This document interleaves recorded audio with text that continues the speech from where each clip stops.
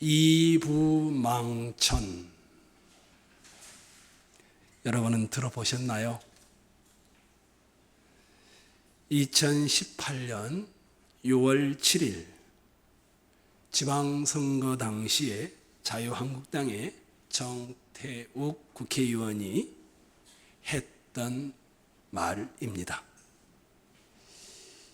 서울에서 살다가 이혼하면 부천으로 가고, 부천에서 살다가 망하면 인천의 남구나 중구로 간다라는 의미를 담아 이부망천, 이런 말을 했습니다.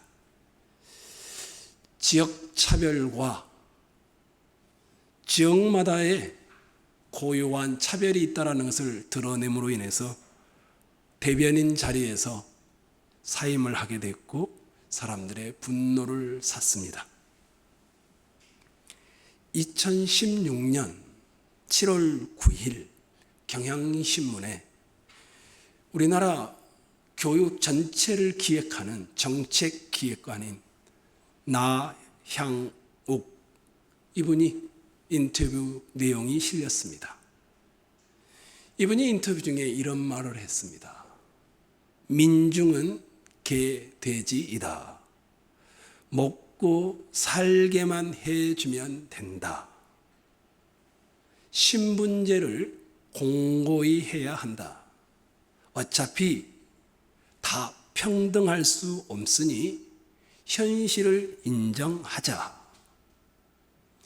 영화 대화 속에 나올 수 있는 내용이 우리나라 교육의 전체를 기획하는 국장급의 분이 그것도 경향신문 기자와 인터뷰 중에 이런 말을 했습니다. 사교육 걱정 없는 세상의 공동대표인 송인수라는 분이 이렇게 평가를 했습니다. 출신 학교, 출신 지역, 일부 계층이 이미 특권화되어 있는 것을 정확하게 보여주는 증거이다. 그러면서 이걸 덧붙였습니다. 영어 유치원, 사립초등학교, 국제중학교, 특목고, 그리고 서울대학, 이것이 아니면은 안 되는 교육자의 기본 개념이 들어있다. 출신 대학과 출신 지역에 따라 차등을 두자는 것이었습니다. 2014년 8월 15일 한겨레 신문에 나온 기사입니다. 서울대 경제학부 교수인 김세직 교수가 경제논집이라는 논문집에 논문을 하나 실어 발표를 했습니다. 그 내용이 너무 기가 막힙니다. 그 내용은 이렇습니다. 서울 안에 서울대학을 들어간 아이들을 분석을 한 것이었습니다. 그런데 강남 쪽에 사는 아이들이 강북 쪽에 사는 아이들보다 21배가 많은 정도로 강남 쪽에 사는 아이들이 서울대의 합격률이 높았다는 것이었습니다.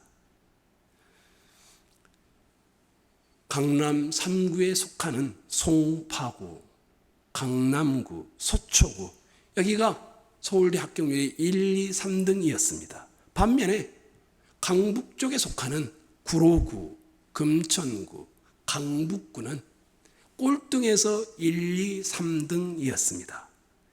그러면서 이 김세직 교수님이 이렇게 평가를 했습니다.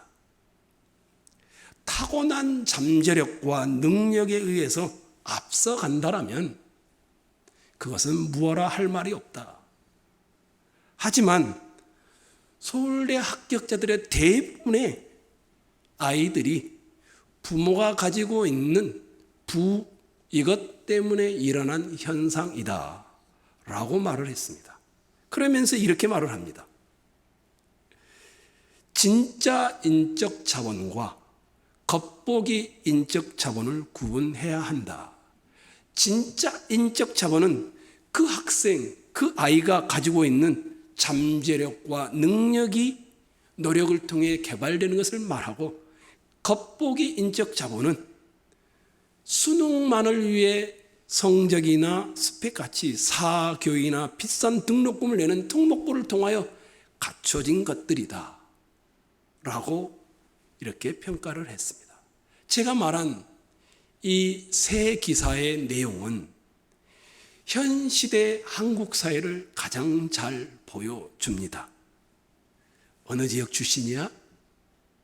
어느 학교 나왔어?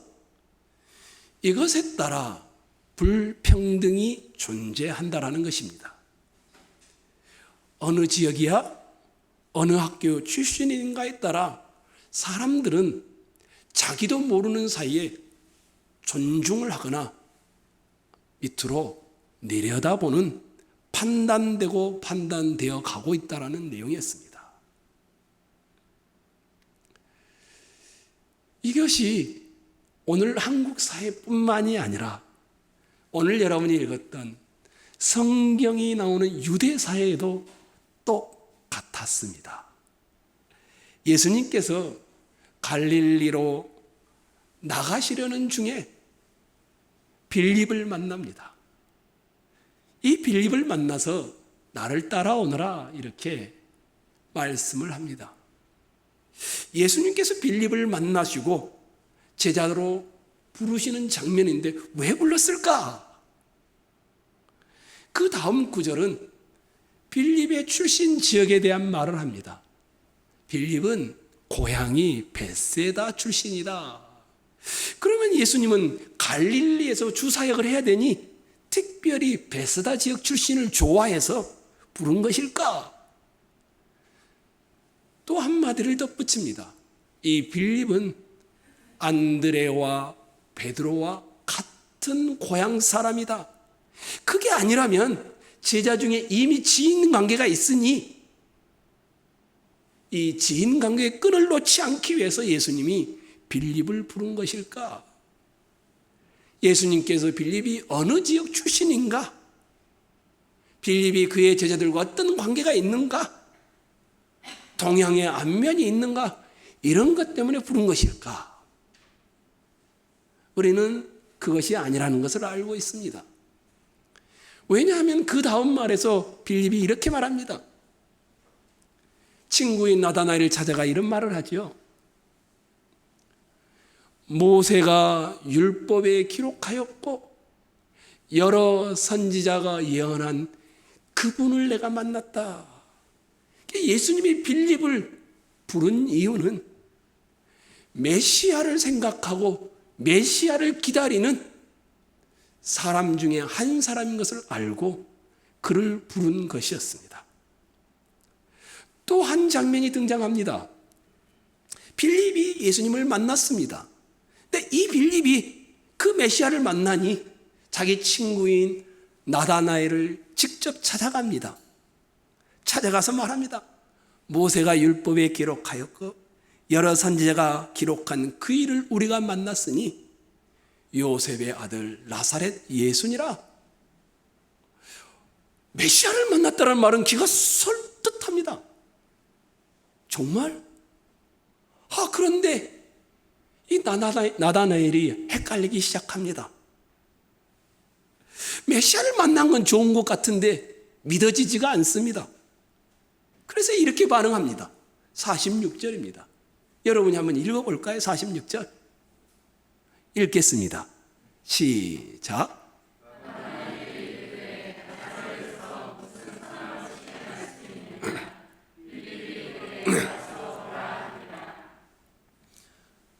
나사렛에서 무슨 설하는 것이 나올 수 있느냐? 이 말이, 선하다라는 말이 착하다, 도덕적이다 이런 의미가 아닙니다. 나사렛에서 어떻게 메시아가 나온단 말이냐? 우리식으로 하면 지역 차별을 하고 있는 것입니다. 이렇게 말하게 된 배경이 있습니다. 그 당시에 대부분의 유대인들은 개념을 가지고 있었습니다. 통념이라고 하죠. 갈릴리 나사렛에서는 메시아가 나올 수 없어. 유대인들 입장에서 보면 이 갈릴리라는 동네는 교양이 없습니다. 사투리를 씁니다. 촌사람들입니다. 교육을 받지 못했습니다. 이방인들이 약간 섞여 사는 부정한 사람들입니다. 그런데 그 중에서도 나사렛은 후진 동네 중에 가장 후진 동네입니다. 그러니 갈릴리 가나 출신이었던 나다나엘은 나사렛에서 선한 것이 나온다고? 에이, 말도 안 돼. 위대한 분은 예루살렘 같은 곳에서 나와야지. 이게 그 당시에 대부분의 사람들의 생각이었습니다. 실제로 요한복음 7장을 가면 예수님이 예루살렘의 초막절에 올라가 설교를 합니다. 근데 사람들이 반응을 합니다. 야, 저분이 정말 그 선지자다, 메시아란 말이었습니다. 근데 그 옆에 있는 예루살렘 사람들이 야, 그리스도가 어찌 갈릴리에서 나오니? 그랬더니 니고데모가 듣고 있다가 반문을 합니다. 예수님을 아무 죄도 정치 않고 그렇게 막 잡아가려고 하면 되겠어? 그랬더니 유대의 종교 지도자들이 말합니다. 니고데모야, 너 생각이 있니? 생각해봐 한번. 갈릴리에서 선지자가 나올 수 있니? 이렇게 말하는 것이었습니다. 친구인 빌립이 나다나엘에게 와서 내가 만난 랍비라는 분이 있는데 이분이 인생의 답을 가지고 있더라. 너도 한번 만나봐라. 근데 그분이 나사렛 출신이더라. 나다나엘이 대답합니다. 에이, 설마 나사렛에서? 비웃습니다. 유대 예루살렘 출신들은 갈릴리 출신을 우습게 보았고 갈릴리 출신들도 나사렛을 우습게 보았던 시기였습니다. 그런데 이런 태도는 그 당시만의 사람의 본성의 태도가 아닙니다. 어떤 동네는 늘 다른 동네를 후진 동네라고 멸시를 합니다. 그러면 후진 동네에 사면서 멸시를 당한 사람은 어떻게 할까요? 자신도 멸시할 다른 더 후진 동네를 찾습니다. 끊임없이 반복되는 일입니다. 나다나엘은 예루살렘 출신의 사람이 아닙니다. 갈릴리 가나 출신입니다. 그런 그도 자기도 후졌지만 나사렛은 더 후졌다라고 나사렛 출신을 무시하는 것이었습니다.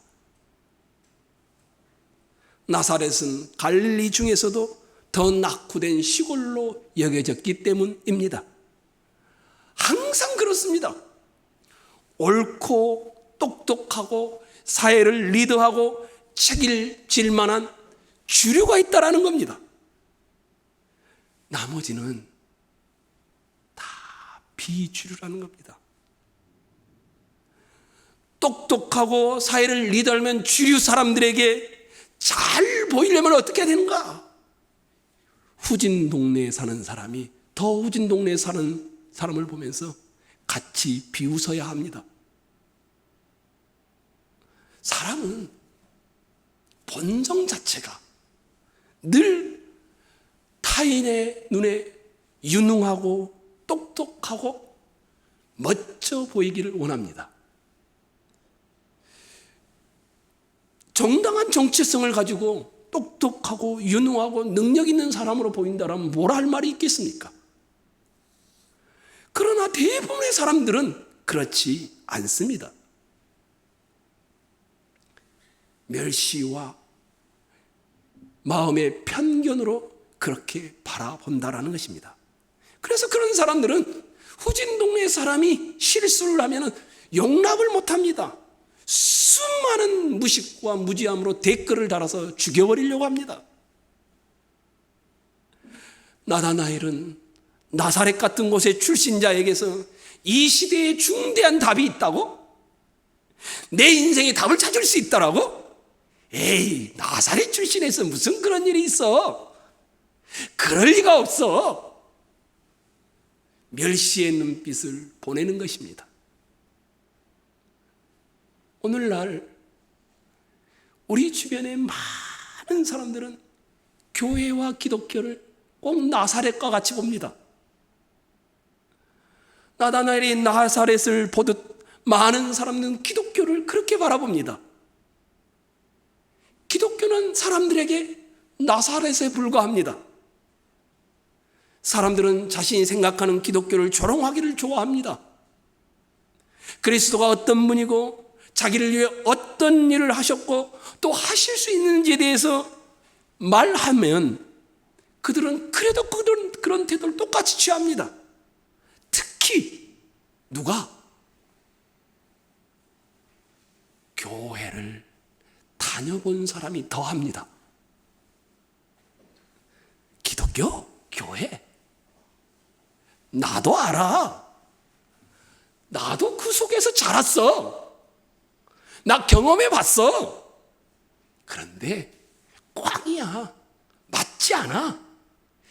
그런 데 없어. 과거에도 현재에도 예수님은 여전히 나사렛 출신이라는 것 때문에 무시를 당합니다. 그런데 성경을 보니까 이상한 특징이 하나 있습니다. 이 기독교는 족장 시대부터, 창세기 나온 족장 시대부터 항상 변두리였습니다. 예를 들어 볼까요? 창세기의 문화의 창을 한번 보려고 합니다. 고대 사회에서 한 집안의 장자가 된다는 것은 아버지의 재산을 거의 다 받는 것을 의미합니다. 전 재산을 대부분은 다 맏아들에게 상속함으로써 가문과 그 집안과 그 가정의 지위를 상승시키는 효과를 발휘하게 합니다. 둘째나 셋째는 이 형님을 돕는 역할 정도로 끝이 납니다. 이게 창세기의 문화였습니다. 고대사의 문화입니다. 그런데 하나님은 이런 사회에서 사람을 택하여 사용하시는데 이상합니다.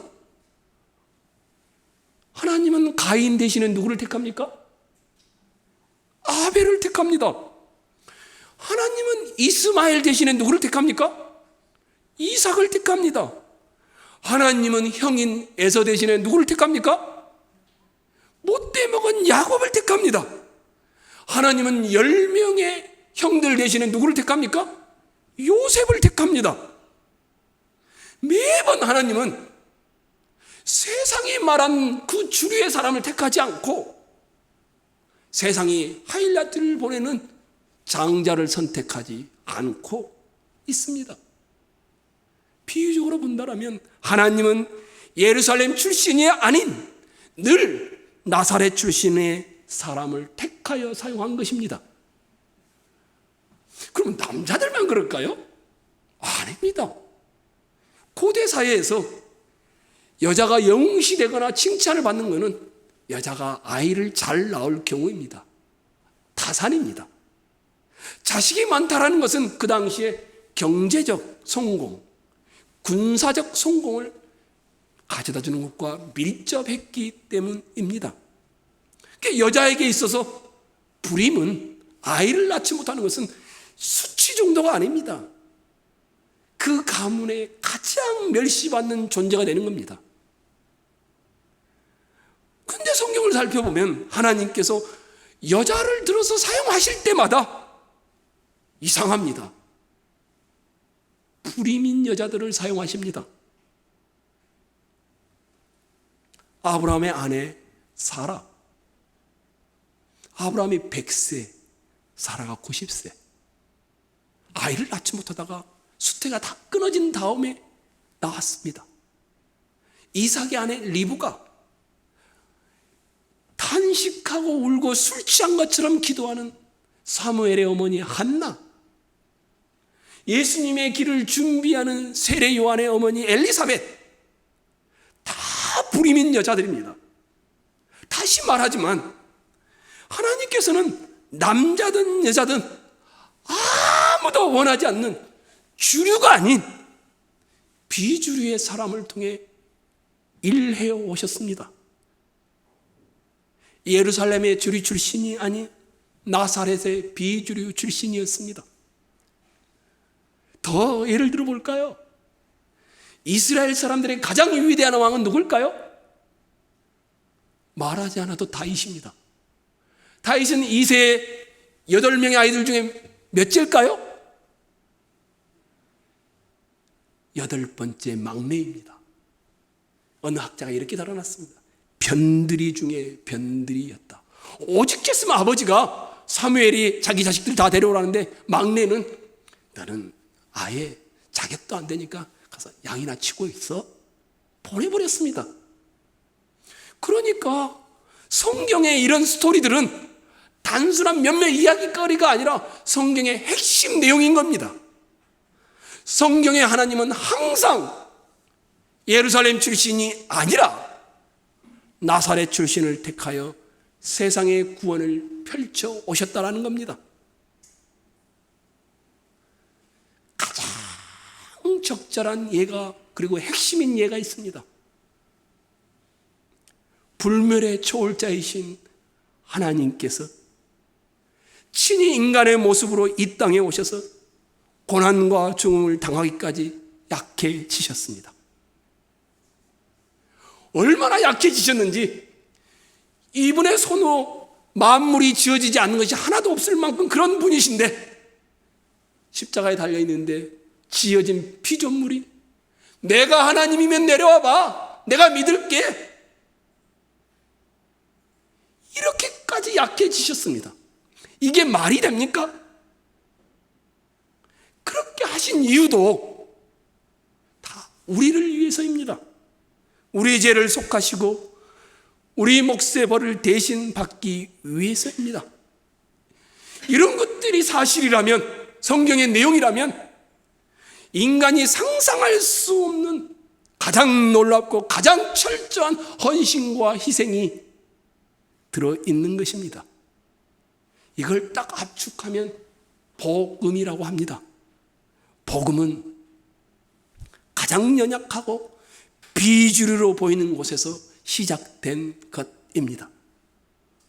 기독교와 다른 종교나 다른 사상체계와 구별되는 차이점의 정수는 바로 이 복음입니다.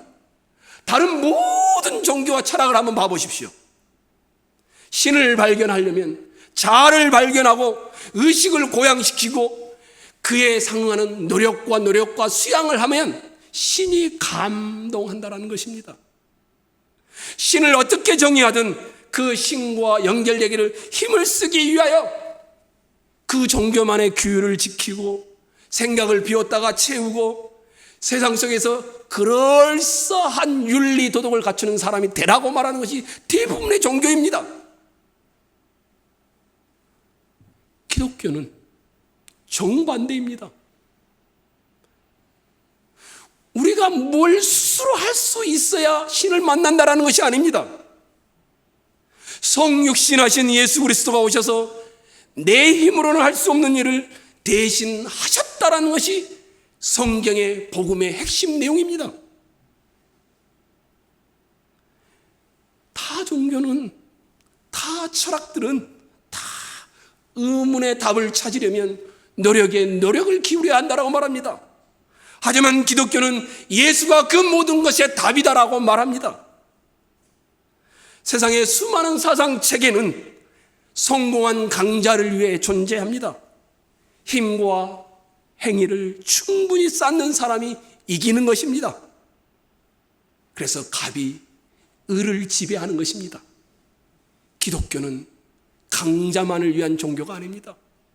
특별히 이런 사람들, 자신의 연약함을 고백하고 자신의 결핍을 피상적으로 고백하는 것이 아니라 마음 깊이 병들어 있음을 고백하고 자기의 힘으로는, 자기의 노력으로는 절대로 해결할 수 없음을 고백하는 그런 자들을 위해 존재하는 것이 기독교입니다.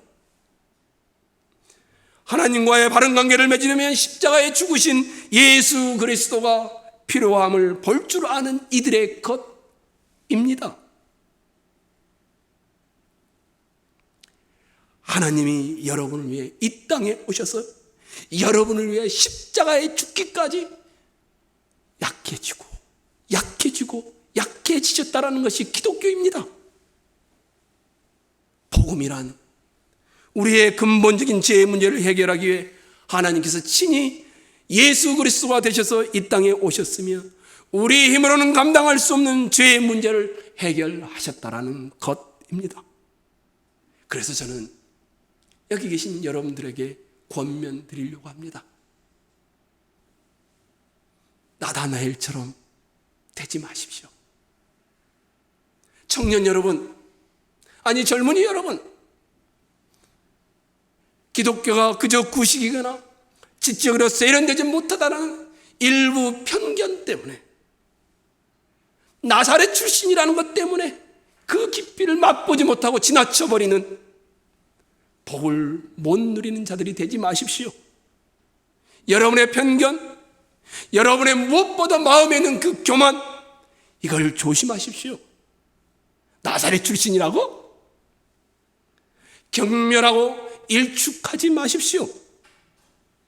그런 삶의 자세는 인생 전체에 독이 되지만 인생의 근본 문제에서는 독 중에 독이 되고 말 것입니다. 비웃지 마시고 나사렛 출신 예수를 맛보고 그 깊이를 알아가시길 원합니다. 청년 여러분, 나 오랜 동안 교회에서 있었어. 나 알 만큼 알아.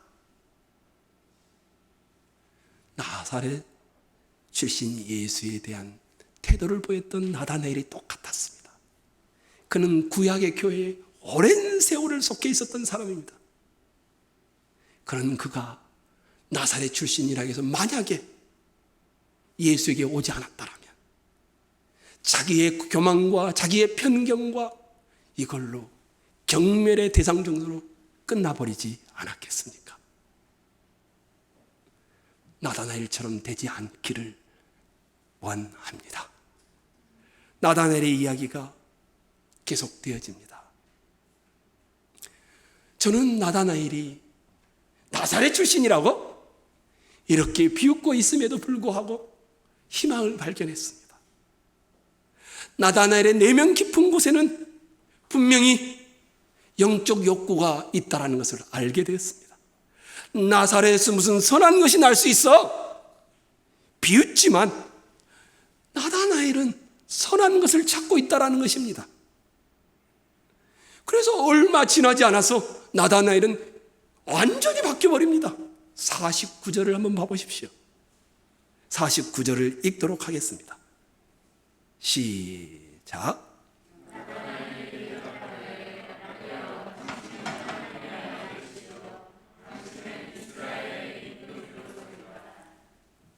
그 중간에 예수님께서 나다나엘에게 무언가를 보여주었습니다. 그랬더니 나다나엘이 바뀐 겁니다. 고백합니다.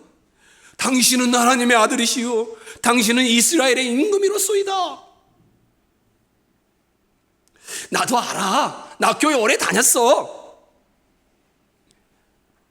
기독교를 개독교라 욕하는 그들 속에, 교회를 쓰레기 취급하는 그들 속에, 교회를 꼰대라 말하는 그들 심령 속에는 여전히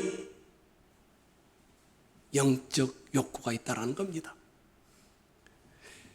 똑똑해 보이고 야심차 보이고 사회를 리드하면서 겉으로는 자기 인생의 근본 문제를 스스로 해결할 것처럼 보이는, 기독교에 관심이 없는 것처럼 보이는 그들 속에 영적 욕구들이 다 있다는 것입니다. 그들도 우리처럼 똑같이 피할 수 없는 영적 욕구가 있습니다. 대부분의 오늘날 사람들이 기독교를 무시하고 조롱하지만 그 속에는 갈망이 있는 것입니다. 답을 찾아야 하고 답을 찾기 위해 분투하고 노력하고, 그들 중에 어떤 이들은 예루살렘이 아닌 나사렛 출신 예수에게서 답을 찾아 지금 이 자리에 앉아 있는 것 아니겠습니까? 나다나엘이 비웃었죠. 나사렛 출신의 예수를 비웃었는데 찾아옵니다. 그 이유가 뭘까요? 저는 상상을 해봤습니다. 나다나엘은 고민을 가지고 있습니다. 그 당시의 젊은이들처럼 자기 유대 민족은 로마에 짓밟힌 채 이렇게 시름시름 앓고 있는데 도대체 하나님이 계시다면 뭘 하고 계실까? 메시아를 어디서 어떻게 찾아야 할까? 앞날은 어찌 될 것인가? 이렇게 이방인과 섞여 신민주로 사는데 이 유대 민족은 하나님의 백성인가? 아직도 이스라엘은 하나님의 백성일까?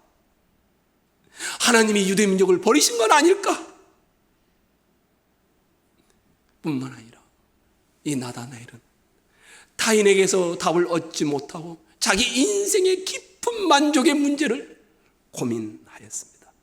그래서 나사렛 출신이라고? 믿지 못하겠어. 그런데 나사렛이라도 한번 찾아봐야지, 만나봐야지 라고 생각하고 예수께 온 것일 겁니다. 예수님께 나옵니다. 근데 예수님이 이 나다나엘을 보면서 이런 말을 하는 것이었습니다. 이는 참으로 이스라엘 사람이로다. 그 속에 간사한 것이 없도다. 나다나엘의 마음 깊은 밑바닥까지 꿰뚫어 보시면서 주님이 했던 칭찬이었습니다. 나다나엘은 예수님의 이런 통찰을 듣고 나서 이렇게 말합니다. 라비요, 어떻게 나를 이렇게 아십니까? 그랬더니 예수님이 이 나다나엘에 대답합니다. 빌립이 너를 찾아가 부르기 전에 내가 무화과 나무 아래에 있을 때 내가 보았다. 이렇게 말씀하는 겁니다. 나다나엘은 무화과 나무 아래에서 뭘 하고 있었을까요? 무화과는 이스라엘의 국가, 우리나라 무궁화처럼 그런 나무입니다. 대부분의 이스라엘 사람들은 무화과 나무에서 기도를 하며 사색을 하며 율법을 연구합니다. 나다나엘이 놀란 것은 주님이 눈이 시력이 너무 좋아서 자기를 보았기 때문이 아닙니다. 나다나엘이 놀랬던 이유는 무화과 나무 아래에서 하나님 앞에 도대체 언제까지 우리가 메시아를 기다려야 되는지, 선한 것이 언제 오시는지 연구하고 기도하고 이러고 있는 장면을 예수님이 본 것이었습니다. 빌립이 나다나엘을 찾아가 부르기 전에 이미 나다나엘이 하고 있는 것을 주님이 본 것이었습니다. 이것을 보았기 때문에 이것을 들은 나다나엘이 완전히 바뀌어버립니다. 자신의 모든 모습을 깨뜨려 보셨기 때문에 나다나엘은 놀랬고 즉시 굴복합니다. 당신은 하나님의 아들이시오, 당신은 이스라엘의 왕이십니다. 얼마 전에 예수님이 나다나엘을 뭐라고 합니까? 이는 참으로 이스라엘 사람이로다. 나다나엘은 예수님의 시민이 되고 예수님은 나다나엘의 고백에 의해서 나다나엘의 통치하는 다스리는 자가 되어지고 있습니다. 예수님은 나다나엘을 참 이스라엘 사람을 부르게 되고 나다나엘은 이제 예수님을 참 왕이라고 부르게 되는 신앙 고백이 일어나 있습니다. 처음 나다나엘은 해이론자였습니다. 나도 다 알아. 나 그곳에 오랫동안 있어 봤어. 그런데 나사렛에서는 그런 게 나올 수가 없어. 만약 계속 이 길을 갔다라면 이 해이론자 나다나엘은 지적으로나 도덕적으로나 혼자 멸망당하는 자멸의 길을 가고 말았을 것입니다. 여러분 중에 혹시 영적 추구와 갈망을 가지고 찾아오신 분이 있습니까? 여러분 중에 혹시 나다나엘처럼 나 다 해봤어, 나 다 알아, 근데 나사렛에서는 그런 게 나올 리가 없어, 이렇게 해론의 답을 가지고 계신 분이 계십니까? 혹시 여러분 중에 인생의 의문의 답이 아니라 그저 이 자리에 앉아서 마음이 평안해지고 복잡한 인간관계가 정리되어지는 정도의 욕구만을 가지고 나와 계신 분들이 계십니까? 잘하신 것입니다. 여기에 오셨으니 나사렛 예수를 통하여 나다나엘처럼 당신은 나의 메시아이시며 나의 왕이십니다, 이분을 만나고 찾기를 간절히 원합니다. 그런데 예수님이 이 나다나엘을 향하여 상상도 못할 말을 합니다. 아마 이렇게 웃으면서 말했을 겁니다. 야, 내가 너를 무화과 나무 아래 있을 때 빌립이 너를 찾아가기 전에 보았다고 네가 나를 지금 고백하고 있지? 그런데 너는 이것을 보게 될 거야. 그러면서 51절에 말을 합니다. 읽겠습니다. 51절입니다. 시작.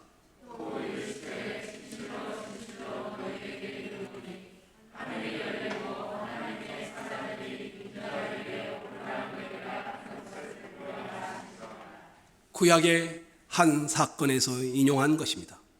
그 사건은 야곱이 꿈속에서 보니 하늘과 땅 사이에 다리가 있고 천사들이 사다리를 오르락 내리락 하는 것이었습니다. 인류가 하나님을 등지고 서로 해치는 결과로 하늘과 땅의 층간이 막혀버렸습니다. 이상과 현실 사이에 벽이 생긴 것은, 그런데 야곱은 하늘과 땅이 신기하게 이어질 날을 꿈과 환상 중에 본 것이었습니다. 그런 날이 오면 하나님의 임재 안에 직접 들어가 하나님의 보좌에 올라가서 내가 아버지 하나님을 볼 수 있다라는 그런 환상이었습니다. 그런데 예수님이 나다나엘에게 지금 그 이야기를 하는 겁니다. 예수님은 지금 자신이 곧 그 길을 만들어 사다리가 되게 하는 사람이라고 주장을 하고 내가 보게 될 것이라고 말을 합니다. 예수님은 우주의 로고스요, 하늘과 땅을 잇는 다리요, 예수님은 바로 하늘의 문을 여시는 분이라는 이야기였습니다. 제가 상상을 해봤습니다. 예수님이 아마 이렇게 말하고 있을 겁니다. 나다나엘이 당신은 그리스도입니다, 이스라엘의 왕입니다, 이렇게 고백하죠. 저런, 내가 메시아로 보이지? 내가 말을 타고 군사를 동원해서 로마의 앞에서 너희를 해방시켜주고 세계의 모든 나라를 이스라엘에 굴복시키는 제2의 다윗 정도로 보이지? 아니야. 나는 훨씬 큰 일을 보여줄 거야. 내가 내게도 말하는데 나는 하늘과 땅의 축이야. 내가 하늘과 땅이 막혀있는 것을 구멍을 뚫어서 열어놓았어. 인간이 된 나의 성육신과 가장 연약한 모습으로 십자가의 죽음으로 말미암아 너를 하나님의 임재 보좌 앞으로 하늘을 열리기 위해서 올려가는 그런 존재야. 이것을 나다나엘에게 말하는 것이었습니다.